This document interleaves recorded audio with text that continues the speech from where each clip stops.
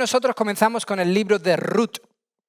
Ruth capítulo 1. Terminamos Primera de Corintios y hoy comenzamos con Ruth. ¿Alguien sabe en qué grupo está marcado el libro de Ruth?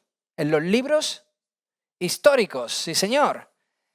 En los libros históricos. Y Ruth es parte de los libros históricos. Ruth está en el Antiguo Testamento. Después de los jueces aparece Ruth y antes de Primera de Samuel. Ahí lo podéis encontrar. Ruth capítulo 1 forma parte de un grupo de libros que cuentan la historia principal del pueblo de Israel. En el libro de Ruth vemos temas muy interesantes. De verdad, hermanos, son temas maravillosos. Por ejemplo, el regreso a la tierra prometida por parte de esta familia que la abandonó. El regreso a Belén de Judá, representa la bendición de volver al Señor. Pasar de nada a todo, o sea, de vacío a plenitud, gracias a la ayuda de Dios, es otro tema que contempla el libro de Ruth. Destaca también la soberanía divina, haciendo que una humilde, gentil moabita como Ruth llegase a encontrar esperanza y salvación en el Dios verdadero, lo cual, hermanos, es un anticipo de que la salvación sería para todas las naciones.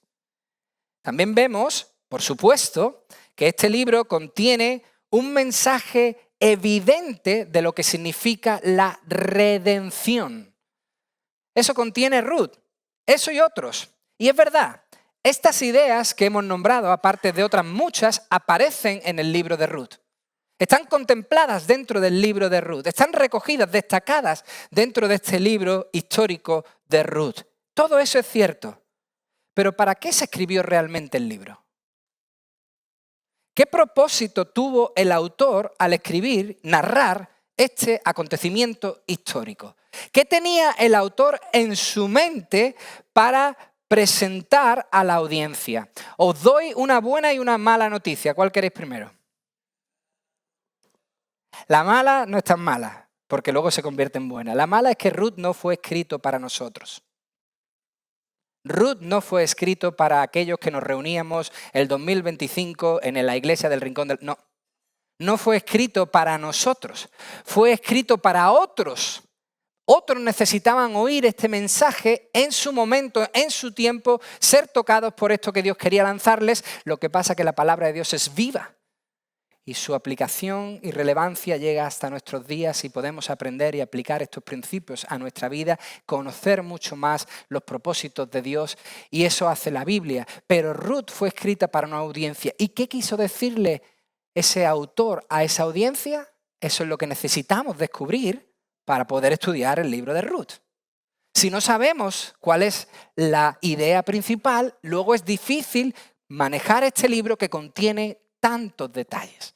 Así que vamos a orar y vamos a pedirle al Señor, justo que después que terminemos de orar, entendamos cuál es el propósito, la meta del libro de Ruth, y así todo lo que viene pueda fluir mucho mejor con la ayuda del Espíritu Santo. Oramos. Padre, gracias. Gracias porque empezamos este libro. No es casualidad, Señor. Hoy estamos ante tu palabra porque tú has elegido este libro para nosotros.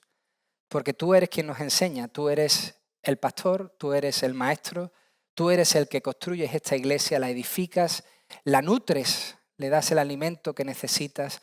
Nosotros creemos que cada vez que abrimos la Biblia oímos tu palabra, porque la Biblia es tu palabra, Señor. Así que ahora háblanos.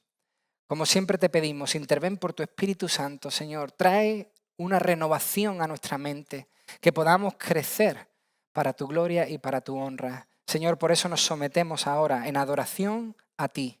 Queremos callar nuestros pensamientos, nuestros labios ante ti, que estás hablando, que estás lanzando este mensaje. Que nuestra adoración sea escuchar, que nuestra adoración sea contemplar, que nuestra adoración sea poner todos nuestros sentidos ante ti, Señor. Te lo ruego en el nombre de Jesús. Amén. ¿Cuál fue la meta principal que tuvo el autor para escribir este libro de Ruth?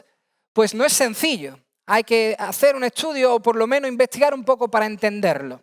Y yo eso es lo que quiero hacer. Quiero desarrollar un poco este principio para que nosotros entendamos, hermanos. Fijaos, el comentarista M.D. Go, dice, MD Go sostiene que el libro de Ruth fue compuesto durante la vida del rey David como una apología, o sea, una defensa, eso es lo que significa apología, una defensa de su reinado.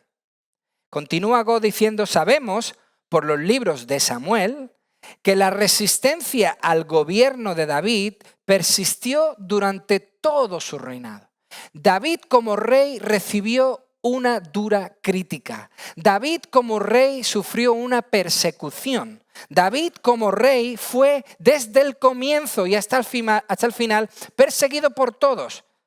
Por amigos, enemigos e incluso familiares. Tuvo un reinado muy perseguido. Dice Go, dicha oposición provino naturalmente del partido de los saulíes. Estos son los seguidores del rey Saúl. Eran los que más se oponían a David, en particular los benjamitas. Estos son los de la tribu de Benjamín, de donde sale el rey Saúl, de la tribu de Benjamín. Y también de otros de las tribus del norte, esto es, de las tribus que formaban el reino del norte de Israel, quienes resistían el favoritismo con el que percibían que David trataba a Judá. Esto es, el reino estaba dividido en reino del norte y reino del sur, y estos del norte creían que David favorecía siempre al reino del sur. Y por eso estaba siempre esa tensión, ese conflicto interno, por eso siempre esa lucha. Lo vemos en 2 de Samuel capítulo 19. En 2 de Samuel, el final de 2 de Samuel capítulo 19 y el principio del capítulo 20 nos hacen entender este conflicto. Fijaos, dice el versículo 40 de 2 de Samuel 19. El rey, lo podéis a lo mejor ver ahí proyectado, el rey siguió hasta Gilgal y Quimán fue con él. Y todo el pueblo de Judá y también la mitad del pueblo de Israel acompañaban al rey.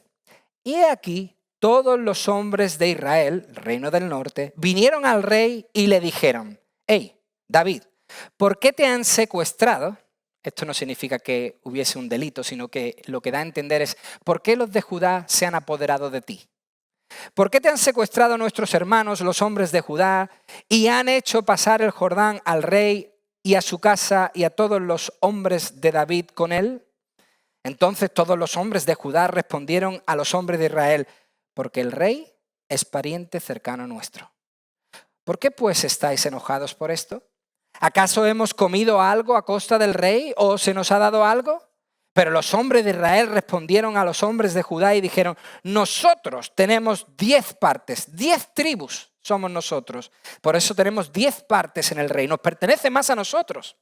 Y por eso también tenemos más derecho que vosotros sobre David. ¿Por qué pues nos habéis menospreciado? ¿No fue nuestro consejo el primero que se dio para hacer volver a nuestro rey? Pero las palabras de los hombres de Judá fueron más duras, esto es, más convincentes que las palabras de los hombres de Israel. Capítulo 20, dice el versículo 1 que se encontraba allí un hombre indigno que se llamaba Seba, hijo de Bicri, benjamita. ¿Veis? Este es un saulí. Y este tocó la trompeta, llamó la atención de todos y dijo, no tenemos parte en David, ni tenemos heredad en el hijo de Isaí. Israel, cada uno a sus tiendas, todo el mundo que se vuelva a su casa. Y todos los hombres de Israel dejaron de seguir a David y siguieron a Seba, hijo de Bicri. Pero los hombres de Judá permanecieron fieles a su rey, a David, desde el Jordán hasta Jerusalén. Y continúa Gog hablando de esta idea, de cómo había un conflicto ahí entre el reino del norte y el reino del sur, ahí por el rey David, todo el mundo se oponía y dice Gog, la oposición menospreciaba a David por, uno, sus humildes orígenes. David era de Belén. Acordaos lo que dijo el profeta Miqueas, capítulo 5, versículo 2, acerca de Belén. Y tú, Belén Efrata, la más pequeña, la más pequeña. Eso declaran los profetas. Belén era una ciudad muy pequeña, muy insignificante. Y por eso menospreciaban a David, porque tenía un origen de un pueblo muy pequeño. Pero aún más le menospreciaban, esto es lo interesante, y aquí viene la conexión con Ruth, aún más menospreciaban a David por su conexión moabita en su genealogía. Nuestro hermano Phil añade un dato muy interesante a todo esto. Él dice que David, como rey, confió la protección de sus padres, de su madre y de su padre Isaí, nieto de Ruth, ya vais hilando, ¿verdad? El padre de David es nieto de esta Ruth que estamos estudiando.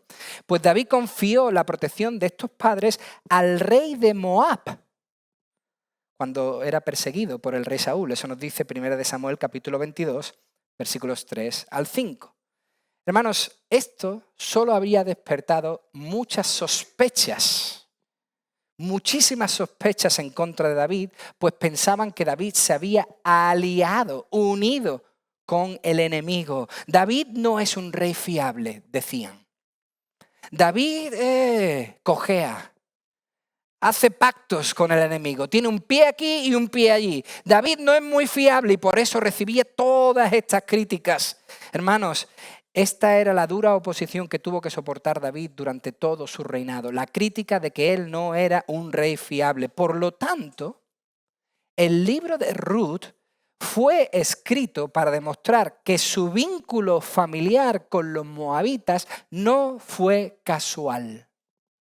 Fue para demostrar, se escribió Ruth para demostrar a los oyentes que el rey David no vino de una moabita porque así ocurrió un desastre y la casualidad le llevó a ello. No. Que David tuviese sangre moabita no fue casual, sino que fue de origen divino. Y os explico, hermanos. Hay que entender que este libro que vamos a estudiar no se escribió en tiempos de Ruth por un contemporáneo suyo para hablarnos del caso de Noemí y del caso de Ruth. No. Sino que más bien se cree que se escribió por un contemporáneo de David, uno que vivió en tiempos de David, en tiempos de su reinado, para defenderle ante la dura oposición que encontró por ser bisnieto de una moabita, y añado yo, y tataranieto de Rahab, la prostituta de Jericó. O sea que la oposición a David venía principalmente porque él tenía sangre de una de Jericó, el pueblo que se enfrentó a el Israel liberado de Egipto, y también sangre de una moabita, de Ruth. David venía de ahí. Por lo tanto, el propósito de Ruth es mostrar que David fue un rey legítimo. Fue un rey elegido divinamente, legítimo, incluso teniendo sangre moabita. Y si David fue un rey legítimo, como Ruth va a demostrar que fue un rey legítimo, entonces Jesús, el Rey de Reyes, es rey legítimo. No podría ser Jesús rey legítimo si David no hubiese sido un rey escogido divinamente por Dios. No podía ser así. Tenía que estar Dios detrás de todo eso. Alguien en tiempos de David escribiría este libro para probar su legitimidad como rey y así defenderle. Y no se sabe quién lo hizo. Se piensa que pudo ser Natán, el profeta, quien escribiese esto para defender a su amigo también, el rey David, o incluso Isaí, el padre de David, que está muy involucrado dentro de este libro. Sí, sin ninguna duda, hermanos, no tenemos que tener ninguna duda. Esto sí que nos tiene que quedar muy claro. Es que podemos decir que el Señor estaba involucrado en todo esto. Aquí vemos la soberanía de Dios, hermanos. Ruth tenía que casarse con Booz. Dios lo había decidido así y así tenía que pasar, ocurriese lo que ocurriese. La mano del Señor estaba detrás de todo esto. Este era su plan. Dios aquí está interviniendo en la historia. Este es un libro de historia, pero no la historia que escribimos los hombres. La historia que Dios escribe. Porque Dios es el Dios de la historia. Y eso es lo que hace aquí en Ruth. Escribir la historia, escribir su plan, desarrollar su plan hasta que llegase el Mesías, la bendición a las naciones. Y eso es lo que hace Ruth, capítulo 1, capítulo 2, capítulo 3 y la mitad del capítulo 4, apuntar al Mesías, como hacemos nosotros ahora. No hoy, pero el domingo que viene comenzará el domingo de Adviento y apuntaremos al Mesías. Por eso creo que Ruth ha venido en un momento ideal. Vamos a ello. Ya sabemos para quién fue escrito, por qué fue escrito, no tenemos claro quién lo hizo, pero sí sabemos la idea y así comenzamos el libro de una mejor forma. Versículo 1. Dice que aconteció que en los días en que gobernaban, esto quiere decir juzgaban, los jueces, hubo hambre en el país. ¿Qué país? Israel. Reino del norte, reino del sur, todo Israel pasó hambre. Y hermanos, cuando había hambre en Israel, la causa estaba clara. El juicio de Dios había llegado sobre su pueblo desobediente. Cuando había hambre es porque el pueblo había desobedecido al pacto que había hecho con Dios. Dios fue muy claro, si me obedecéis, todo será fértil. Los campos crecerán, habrá fruta, habrá comida, habrá alimento, habrá sustento. Si me desobedecéis, habrá hambre. Aquí vemos el juicio de Dios cayendo sobre su pueblo. ¿Por qué? Interesante. Porque en tiempos de los jueces, como dice este versículo, lamentablemente, Jueces 21-25, lamentablemente, este es el último versículo de Jueces, cada uno hacía lo que bien le parecía. En ese contexto ocurre nuestra historia. Justo cuando gobernaban, juzgaban los jueces, cada uno haciendo lo que bien le parecía, cada uno haciendo lo que le daba la gana, desobedeciendo a Dios, yendo de espaldas a Dios, desobedeciendo al pacto que habían hecho con Dios, en ese contexto hay hambre en la tierra. Y dice el versículo 1, un hombre de Belén. Esto es muy irónico, hermanos. Sí, porque Belén significa casa de pan. La casa de pan se quedó sin pan. Un hombre de Belén, de Judá, fue a residir en los campos de Moab con su mujer y sus 2 hijos. Hermanos, ya lo vemos, desde el principio, Ruth apunta a la idea principal del libro. Ruth desde el versículo 1 ya está señalando a Judá. Está apuntando a Judá. Está diciendo la dirección a donde vamos es Judá. Porque Judá es la tribu donde nacería el rey David. Es muy interesante porque esto lo profetizó un antepasado de David, un patriarca, Jacob.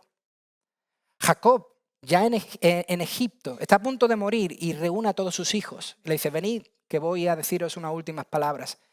Y dice Génesis 49:10 que se acercó Judá y le dijo a su padre Jacob lo siguiente, Génesis 49:10, el cetro no se apartará de Judá. Su padre ya conocía que de Judá nacería un rey grande, David, y un rey aún más grande, el rey de reyes, Jesús. Por lo tanto, este hombre se muda de Judá, de Belén, casa de pan, a Moab.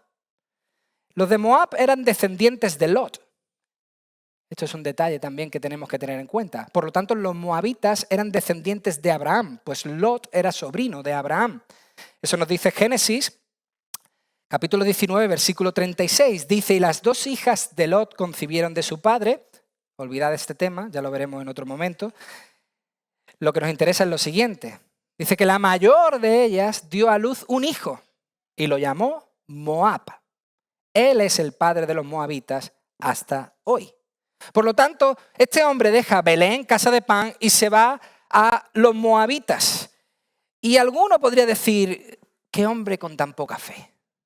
Deja Judá, deja la tierra del Señor por la tierra de los paganos, por Moab.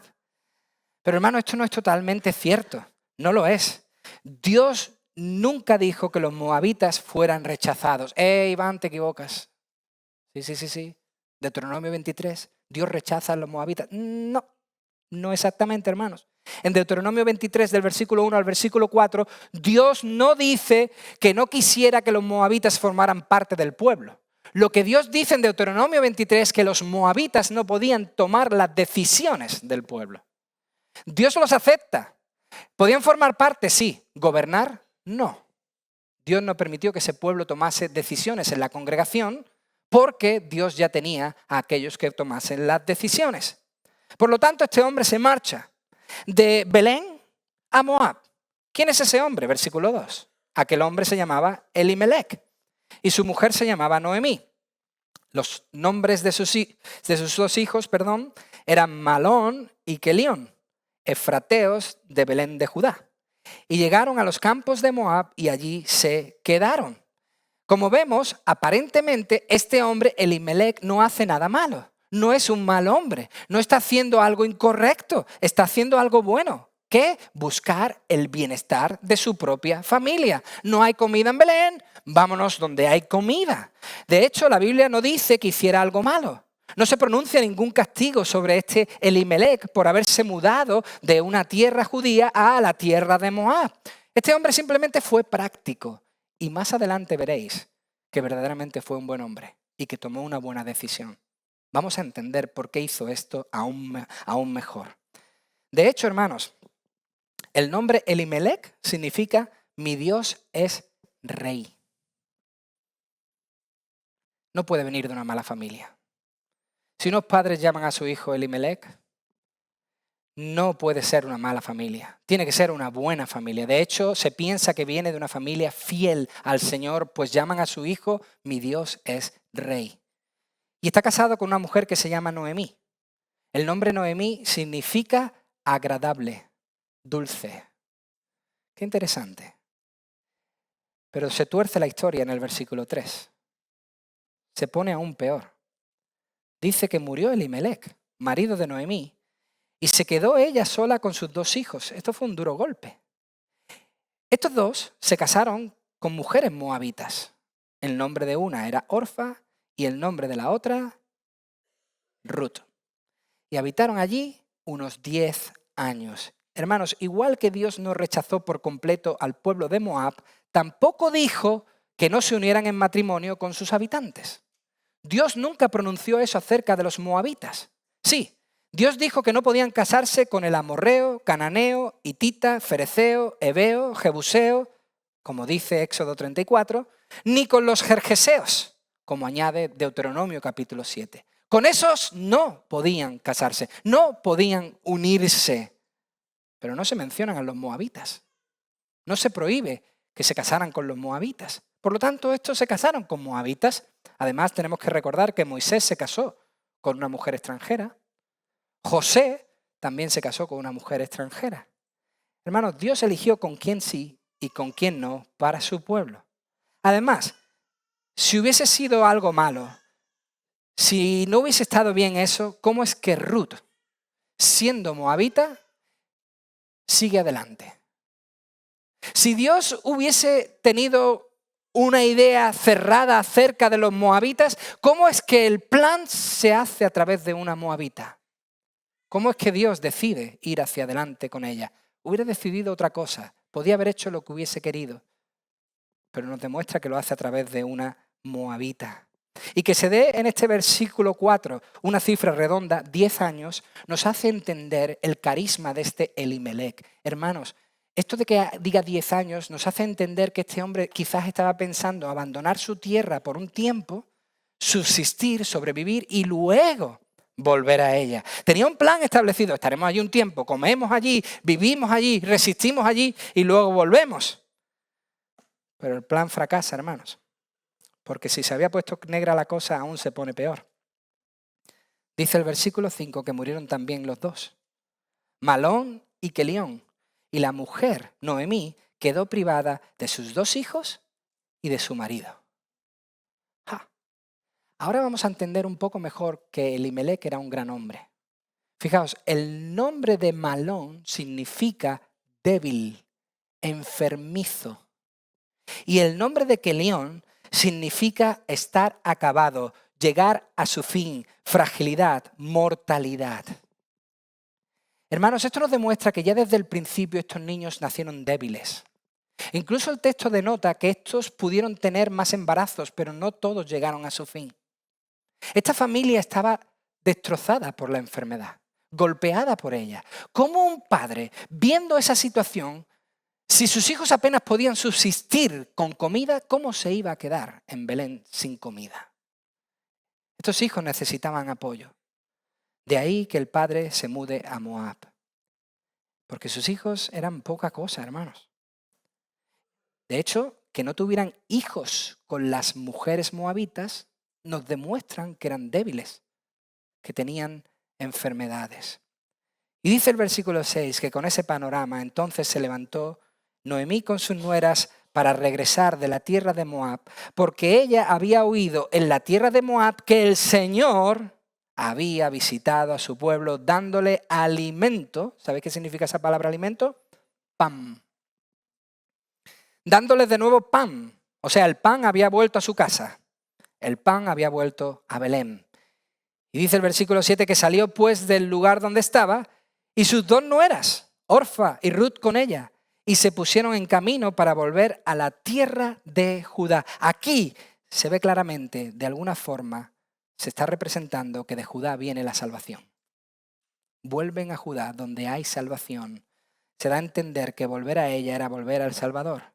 Y dice el versículo 8 que Noemí dijo a sus dos nueras, hey Orfa, Ruth, id, volveos cada una a la casa de vuestra madre. Le está diciendo, hey, yo no soy vuestra madre biológica. Yo no voy a tratar como va a tratar vuestra propia madre. Volveos a vuestra madre materna, id con ella.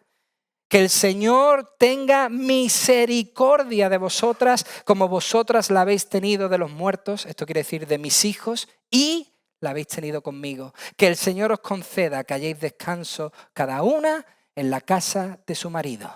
¡Wow! ¡Qué interesante!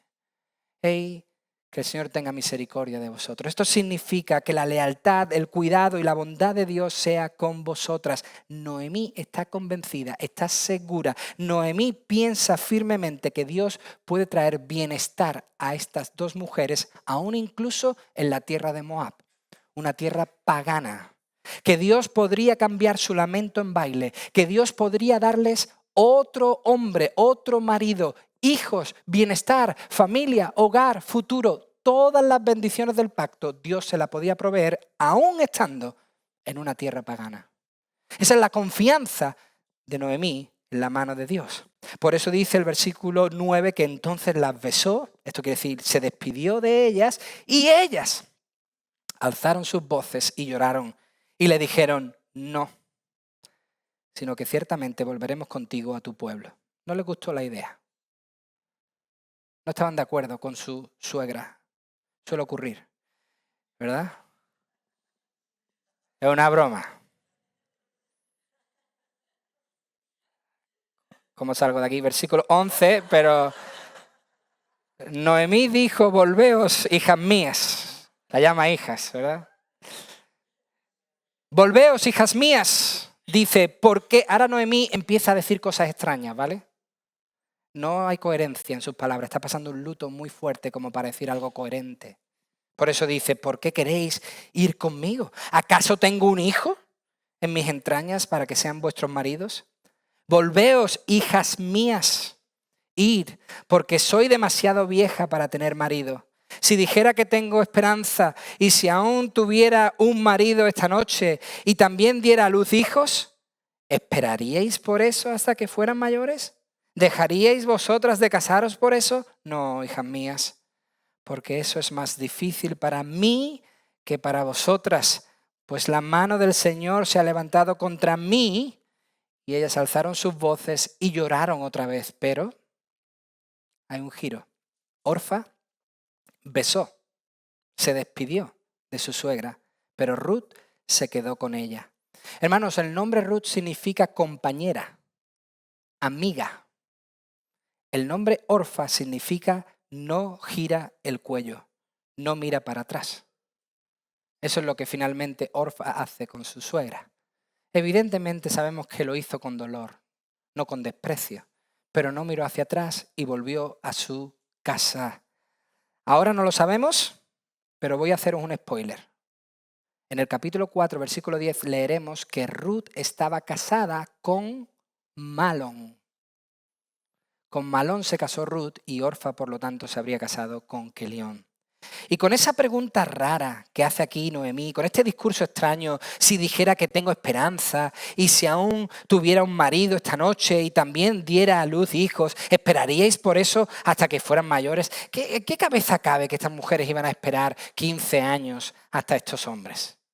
¿Cómo no estaba pensando coherentemente? Con este discurso egocéntrico, con este discurso de mí, de Noemí, ella se ve como la única solución al problema de las tres. Sí, hermanos. Ella se ve como la salida, pero como una salida cerrada. Dice, yo soy la única que podría ayudaros, pero mirad mi situación. Mirad cómo estoy. Vosotras tenéis más futuro. Yo estoy condenada. Yo estoy destrozada. Idos y tened maridos e hijos. Noemí cree que Dios la ha condenado, que Dios la ha olvidado. No entiende que lo que ocurrió pudo haber sido por otra causa. Pudo haber sido por las circunstancias, pudo haber sido por la enfermedad de sus hijos, pudo haber sido por algún golpe en su salud, pudo haber sido por la falta de recursos, pudo haber sido por cualquier otra cosa, pero ella está apuntando en una dirección equivocada, aunque al menos lo ve con ojos espirituales. Siempre con Dios. Lo que sí parece estar claro, hermanos, es que la conexión de Ruth con Noemí era mucho más fuerte que la conexión de Orfa con Noemí. Por eso una se va y la otra se queda. De ahí que leamos en el versículo 15, entonces Noemí dijo, mira Ruth, escúchame hija mía, tu cuñada Orfa ha regresado a su pueblo y a sus dioses. Mucho cuidado con esto porque esto puede dar la impresión de que esta Orfa era una idólatra. Y no, esto quiere realmente decir a tu cultura, porque los dioses lo envolvían todo, los dioses eran parte de esta cultura y Noemí no le está diciendo vete a adorar a los dioses al templo, no, le está diciendo vuelve a esa cultura, vuelve a ese ambiente. Ella se ha ido a ese ambiente, tú Ruth vuelve tras tu cuñada. Pero Ruth dijo, no insistas que te deje o que deje de seguirte, porque a donde vayas o donde tú vayas iré yo. Y donde tú mores, moraré. Tu pueblo será mi pueblo y tu Dios, mi Dios. Donde tú mueras, allí moriré y allí seré sepultada. Así haga el Señor conmigo y aún peor, si algo excepto la muerte nos separa. Al ver Noemí que Ruth estaba decidida a ir con ella, no le insistió más. Hermanos, siento deciros algo, pero aquí hay que bajar un poco el suflé. Esto no es lo que parece. Suena precioso, lo es, pero no es lo que parece. Porque no sabemos con exactitud, pues el original el hebreo no lo deja totalmente cerrado y claro, si Ruth dijo Dios, Jehová o dioses. No lo sabemos. Lo que tenemos claro es que lo que Noemí decidiese, lo iba a decidir Ruth. Si era Jehová, ella estaba dispuesta a creer a Jehová.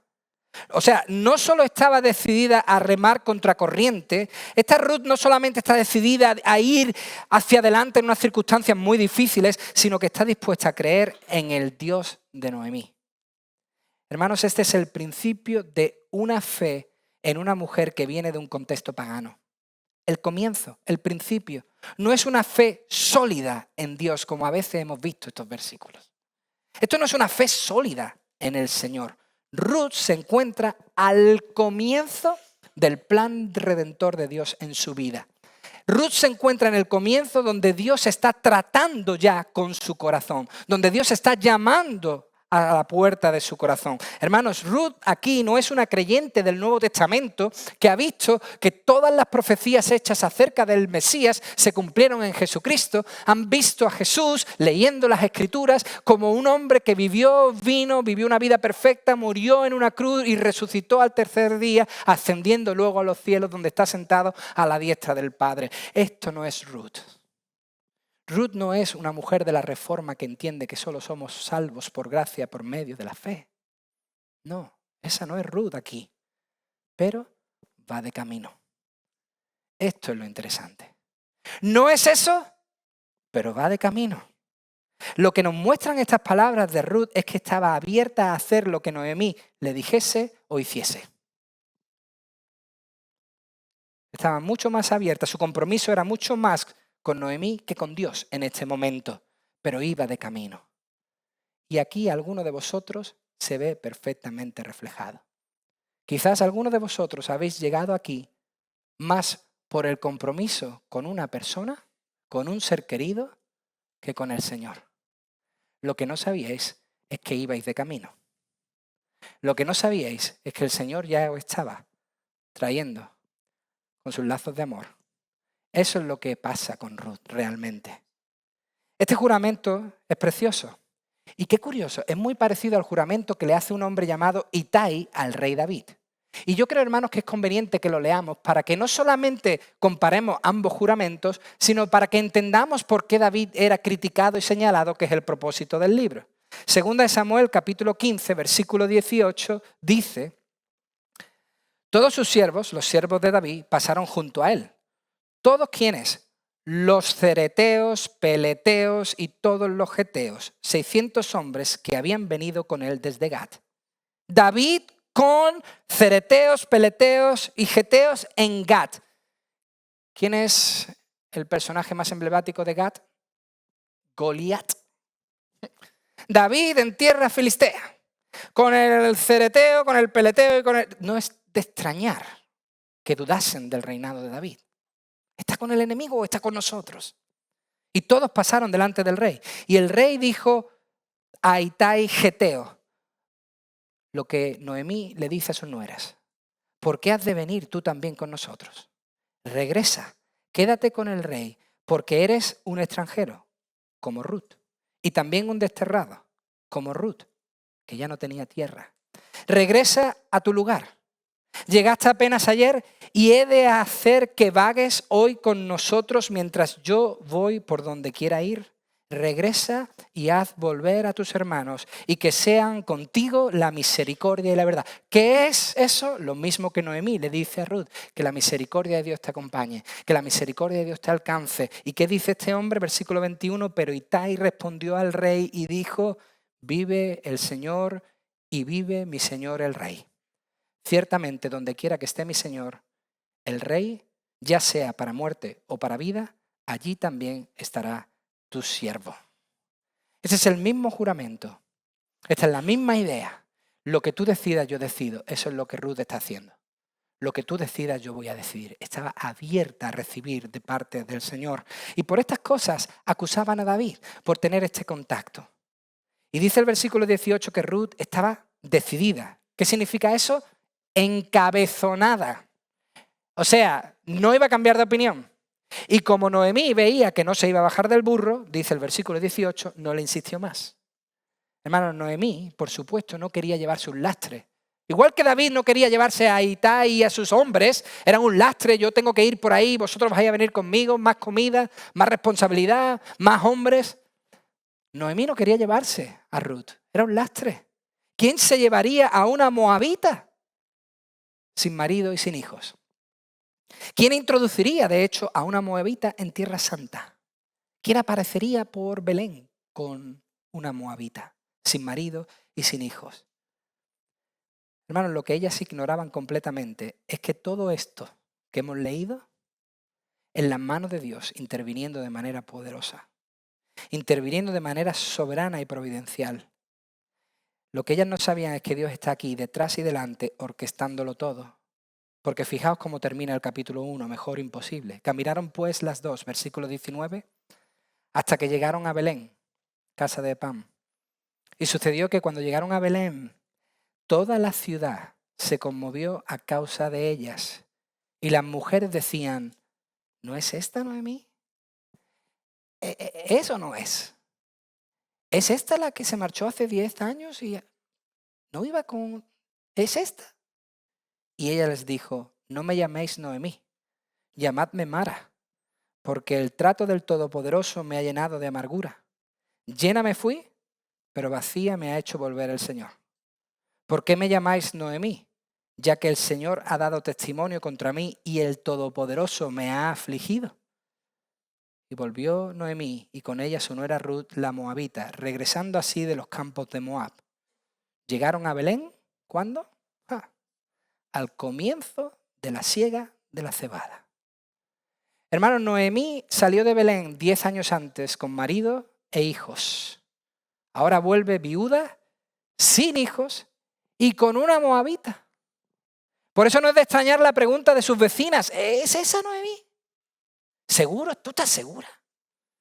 Son muchos años ya, seguro que a lo mejor es otra persona. Ella salió dulce, Noemí, y vuelve Mara, amarga. Aunque no es totalmente cierto lo que Noemí dice.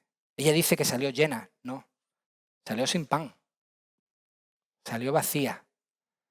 Lo peor es que vuelve aún más vacía. Eso es lo que ella quiere decir. Salió sin pan, pero con marido e hijos. Y ahora vuelve sin pan, sin marido y sin hijos. Hermanos, Noemí no ha entendido aún que lo que había ocurrido tenía un propósito fuera de ella misma. Tenía un propósito por encima de ella. Ella lo ve todo como malas noticias, porque Noemí todavía no ha entendido la esencia de Romanos capítulo 8, versículo 28. Aún no ha llegado el momento en que ella entienda que para los que Dios ama o para los que aman a Dios, todas las cosas cooperan para bien. Aún en este momento ella no ha entendido que la mano de Dios está obrando todo esto con un gran propósito, con un propósito enorme.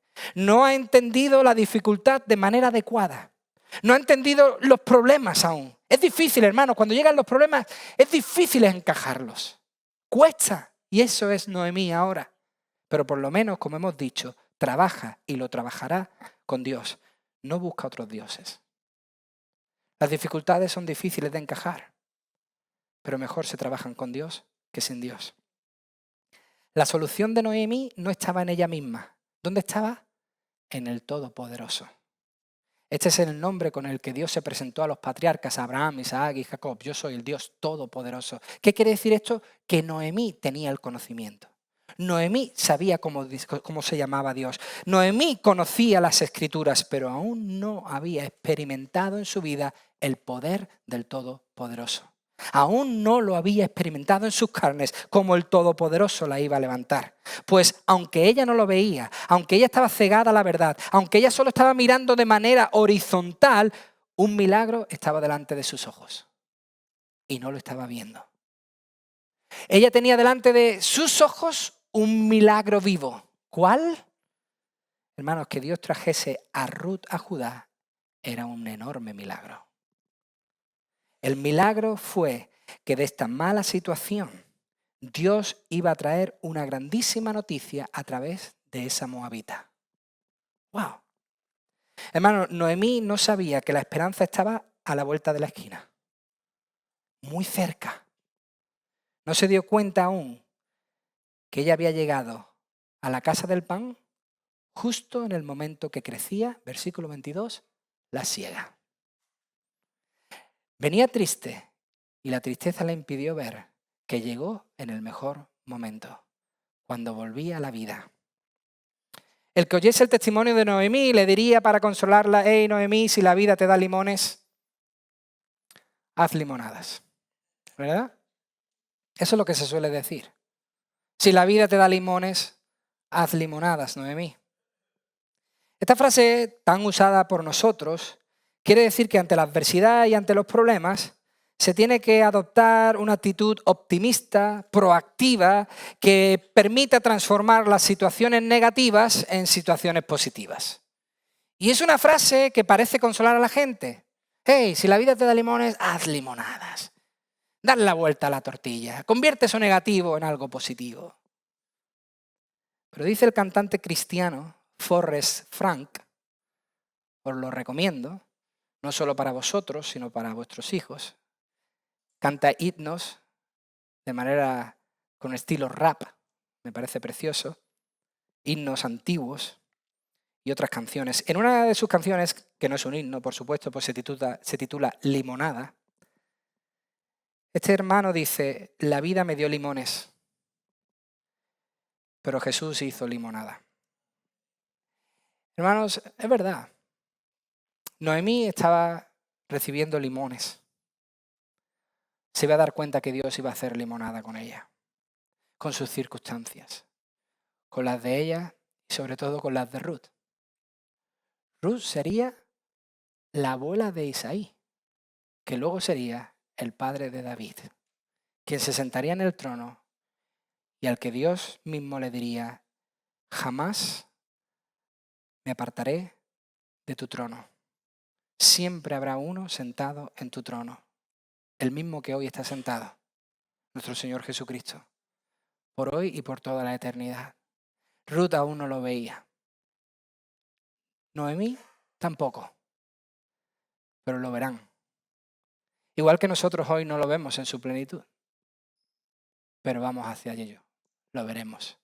Es un libro de esperanza y yo espero, hermanos, que hoy vosotros lo hayáis encontrado en su palabra.